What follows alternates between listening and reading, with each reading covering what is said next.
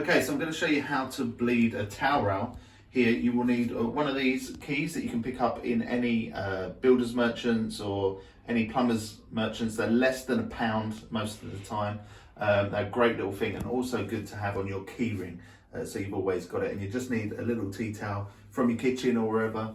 Now on each of these you will have at the top of your towel rail, one side will have a little bleed vent, a little bleed key.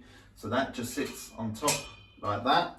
And then what you will notice if this is happening is it might get cold at the top, or it's just not getting as hot as it normally would. So to sort that out, you need to bleed your radiator or your towel rail. And so just wrap your towel, because a little bit of water will come out, and then turn it on and you should hear some air coming out of that. As the air comes out, once the air stops, you'll notice some water coming out. Dry it off, make sure it's done back up, and that's it. That should be fine.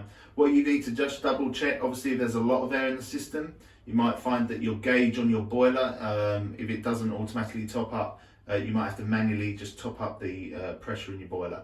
Okay, so we just did the towel rail, but you also might have a radiator similar to this. You can find it's exactly the same process. You can find your bleed valve will be on one side or the other at the top. So my one's here. It's exactly the same process. You just release the air until the water comes out and do it back up again.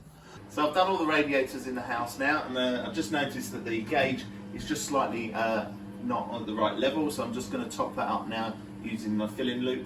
And as we can see, and we'll watch it just go up to the standard, normally between 1 and 1.5 bars, but I'd just like to pop it up at 1.5 bars.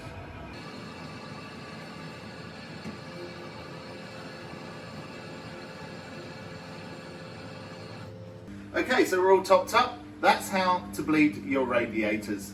So you can do it for less than £1. Just get one of those little bleed keys and you'll be away. Don't forget to like, share and subscribe to our channel.